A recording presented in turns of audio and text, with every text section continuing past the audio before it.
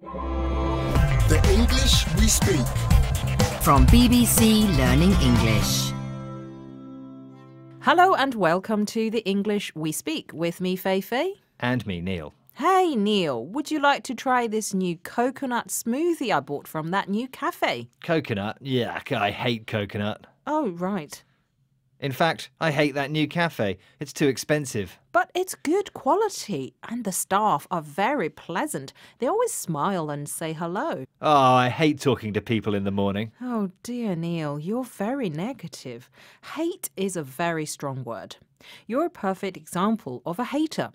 This describes a negative person who dislikes someone or something, but not everything, unlike you, Neil. Let's hear from some other haters.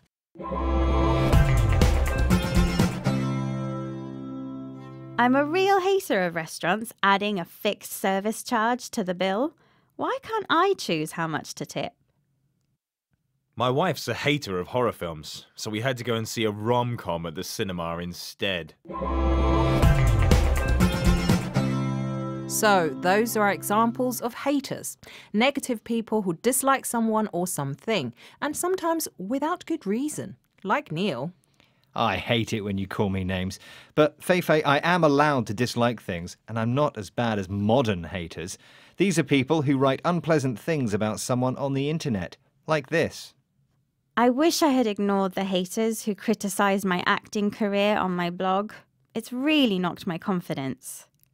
Not nice. That's an example of a hater who writes unpleasant things about someone on the internet. Someone like this often criticises someone unfairly or without good reason. It can be very discouraging. Don't you just hate those kinds of people, Feifei? I do, but sometimes it's best just to ignore it. Yes, anyway, Feifei, I know what I don't hate. A nice cup of tea.